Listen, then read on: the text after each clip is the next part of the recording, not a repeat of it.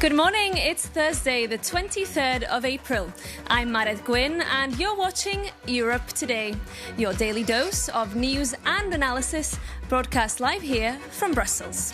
Coming up on today's show, the EU is in the process of unblocking the €90 billion loan to Ukraine and fresh sanctions against Russia after signals Hungary and Slovakia have dropped their opposition. If neither country raises objections today, a months-long political standoff will come to an end. We'll have the details. And the European Commission has urged EU governments to introduce energy vouchers, social tariffs and VAT cuts to cushion the impact of the energy crisis triggered by the Iran war. But it stopped short of introducing a windfall tax on oil and gas companies. We speak to the Energy Commissioner, Dan Jorgensen. And in other news this morning, Lebanon and Israel are set to enter a second round of talks in Washington, with the Lebanese president saying Beirut is seeking to extend the 10-day ceasefire, which expires on Sunday. Meanwhile, a top Iranian negotiator has said the Strait of Hormuz cannot open due to, quote, blatant violations of the ceasefire by the US. But first this morning, the EU is expected to unlock a crucial loan to Ukraine and sanctions on Russia later today, amid indications Russian crude is flowing again through the Druzhba pipeline. It would come conveniently just before EU leaders gather in Cyprus tonight ahead of an informal summit tomorrow. For more, our Ukraine correspondent Sasha Vakulina joins me on set. Good morning. How has Kyiv reacted to the news of the unblocking of this loan? Kyiv is really excited to get this loan after it was agreed in December, Marit, because for Ukraine, this is really important and crucial, as you said, financial lifetime for the country to cover the Ukraine's financial needs this year and also next year, with 2/3 of those 90 billion loan going into Ukraine defense needs that it desperately needs as soon as possible. Now, Ukraine's President Volodymyr Zelensky reacted to it, saying the implementation of our agreement with the European Union to unblock the 90 billion support package for Ukraine over 2 years is now effectively underway, as well as the new sanctions package against Russia over this war. The unblocking is the right signal under the current circumstances. Now, at the EU-Ukraine Business Summit that is taking place in Brussels these days, I saw Ukrainian officials literally congratulating each other on the unblocking of this loan. And is there hope also, Sasha, that with a government change about to happen in Hungary, that this could also mean progress on Ukraine's bid to join the EU? Absolutely, because this veto by Viktor Orban has nothing to do with the Druzhba pipeline. This is something that he's been holding on to from way before then. And yes, indeed, nowadays Kyiv and Brussels both hoping that this is the opportunity to open those clusters. And the EU Commissioner for Enlargement, Marta Kos, also mentioned that she expects the first cluster to finally open the moment the new government, the change of the government in Hungary is complete. And this should be around May. Let's take a listen to what she had to say. Another good news is that we hope that with the change of the government in Hungary, we will soon be able to open all the clusters formally. The European Commission, my team is ready, and we hope that the member states and the Council will act swiftly. Taras Kachka, Ukraine's deputy prime minister, who's in charge of Ukraine's European integration, speaking right next to Marta Kos, also gave some sneak peek regarding the timeline on how this process can proceed. I hope that this year we will hear that certain chapters can be treated as closed. That also brings the possibility next year to talk about broad integration into the internal market. Maybe, who knows, that things can be really fast. And next year we will close all chapters, and then we can talk about the Treaty of Accession. While those clusters have been vetoed and blocked, Ukraine and Brussels both launched technical works to make sure that as much preparedness is there. This is why, of course, the timeline that we heard there is quite fast, although not as fast as January 2027. As Zelensky once hinted. Sasha, thank you so much for that update. Now moving on. As the situation in the Strait of Hormuz remains volatile, Trump has continued to lash out at his NATO allies for not coming to his aid in the war in Iran. Our correspondent Shauna Murray spoke with former NATO Secretary General Anders Fogh Rasmussen and started by asking him about the tensions ongoing amongst Trump and his allies. I consider it the worst challenge for NATO during the history of a very successful alliance. So I think we in Europe should conclude we have to be able to stand on our own feet. So we should strengthen our defense, build on a coalition of the willing that could build a strong European pillar within NATO. We need a more European NATO. You're obviously the former Prime Minister of Denmark, so you're European. Where do you stand then on the issue of European preference? Because the Europeans are going to be spending a colossal amount of money on defence now. We should purchase weapons and ammunition where it is. Right now, because time is of the essence. We should reduce our dependency on foreign actors like the United States, but also other countries. So we should not be naive. So in certain cases, I would give preference to European weapons and ammunition. Did you ever think you'd see the day where you're saying that that NATO should and Europe should move away from the United States in such a way that we need to be careful not to be naive? For me, this has been a very painful process. Since childhood, I have admired the United States. I saw the United States as a natural leader of the free world. As Prime Minister of Denmark, I worked closely with the then President George W. Bush. For me, it's been painful to conclude that we have to reduce our dependence on the United States. But that is the state of affairs today. And how was it then when you were watching what was happening with Greenland, with the President of the United States saying they needed to take Greenland, with the denigration of the sacrifices made by Danish troops in Afghanistan? Yeah, but it was unheard that the leader of the biggest ally within a collective defense organization threatens another ally with the aim to grasp land by force. Had that happened, it would be the end of NATO. It doesn't make sense to have a collective defense organization where the biggest ally threatens another ally. Fortunately, President Trump backed off that threat, and now we have embarked on a more traditional diplomatic path. The situation in the Strait of Hormuz is changing every hour, and the ceasefire looks like it may be extended, but there's no changes to actually reopening the strait. What do you think needs to be done now? I think actually Europe should use this situation as a leverage to change the relationship between Europe and the United States. We should speak to President Trump the same way as he speaks to us. And that's why my proposal would be for Europe to correct the mistake they made when they declared this war is not our war, and try to get the best out of this for Europe. Okay, just final question then. Who do you propose should speak to Donald Trump in the way he speaks to us? Well, I would leave it to the political leaders to decide. We have, in the past, we have seen European delegations meet up in the White House. My point is just this. Trump only respects a firm stance, and that's why I say time for flattering is over. Shauna Murray speaking to Anders Rasmussen there. Now we're staying with Europe's security and defence. Latvia is a country that sits on NATO's eastern flank and is ramping up its defence efforts. Joining me in the studio now is Latvia's Defence Minister Andris Spruds. Great to have you on the programme. Thank you for being here.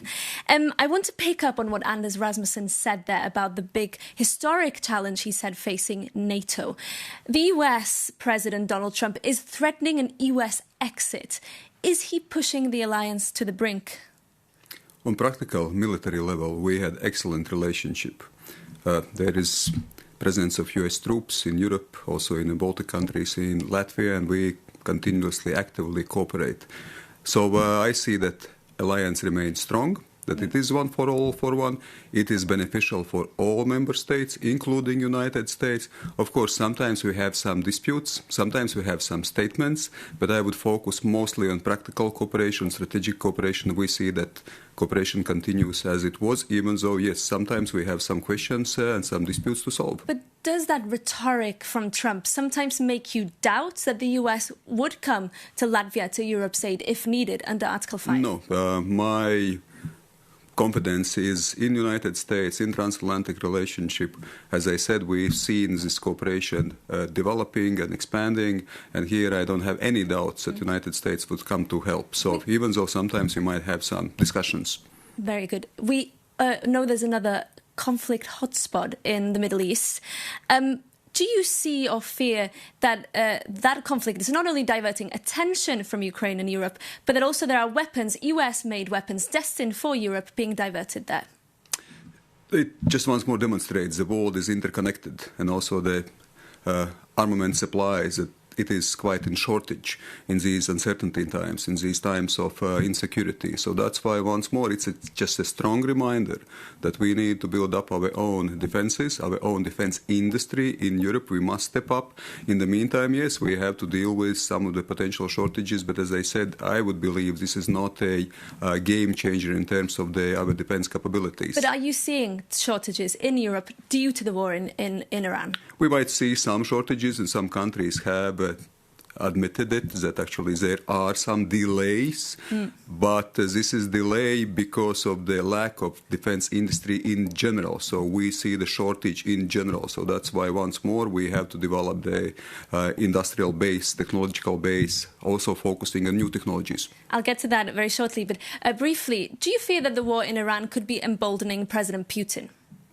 Well, of course, we must take into account that war is, in a sense, uncertain, that there are quite a number of those flashpoints, but it is also a reminder that the United States is ready to act, and here we should cooperate actively with the United States to solve the problems of the issue, also in Hormuz Straits, together, and that's what also Latvia has indicated.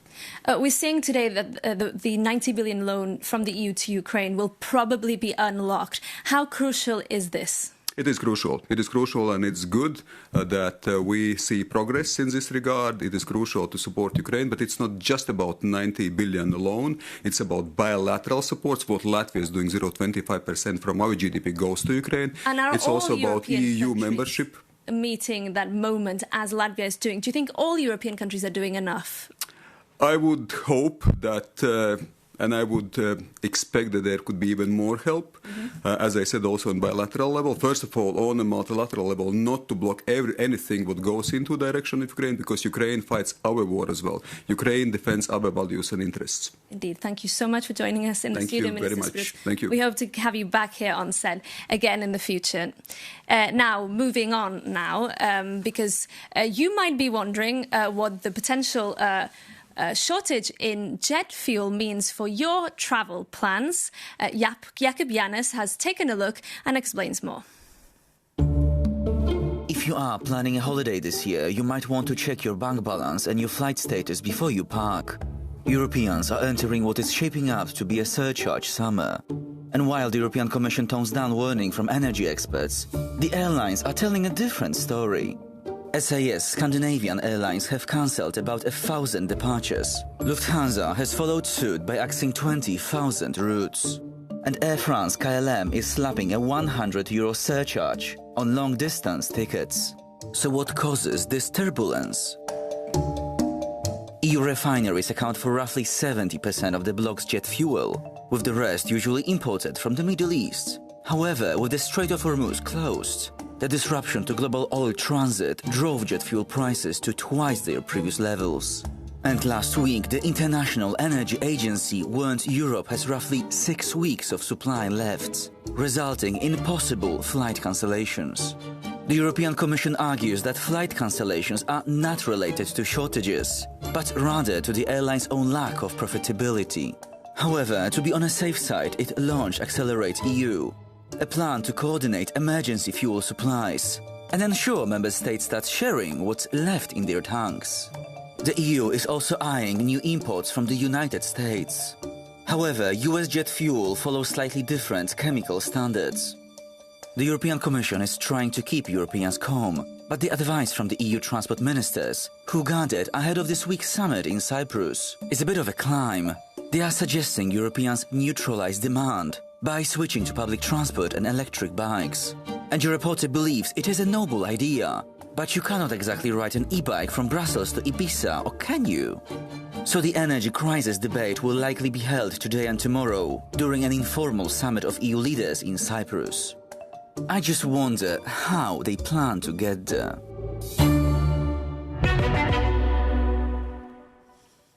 Now, after 2 months of war in Iran, Europe is feeling the shock. Energy prices continue to soar, but the European Commission is stepping in with emergency energy vouchers and a new energy watchdog. For the details, I'm joined in the studio by our correspondent, Angela Skujins. Great to have you, Angela. You spoke to the Energy Commissioner yesterday.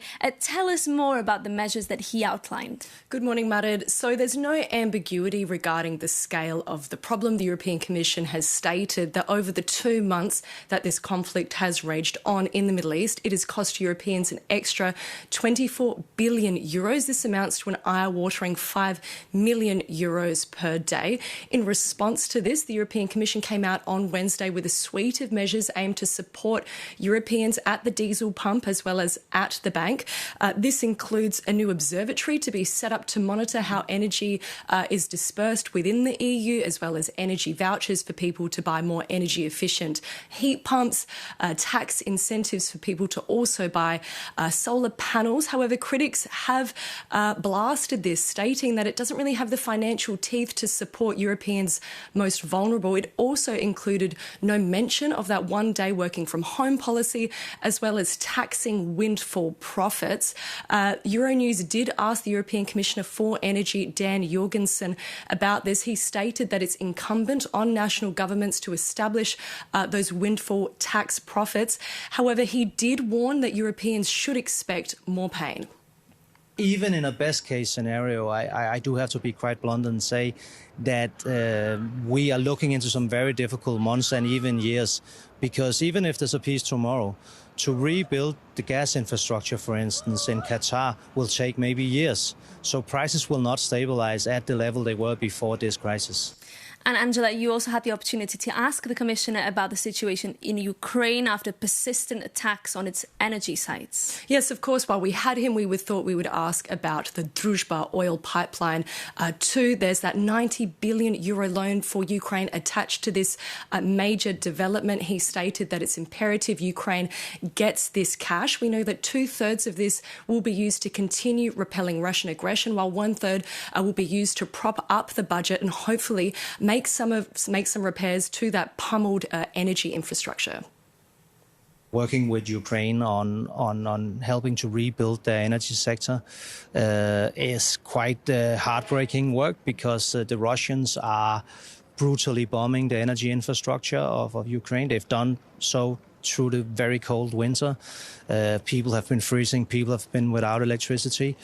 And obviously it's an expensive endeavor to rebuild, and we are very eager to help as much as we can, as fast as we can.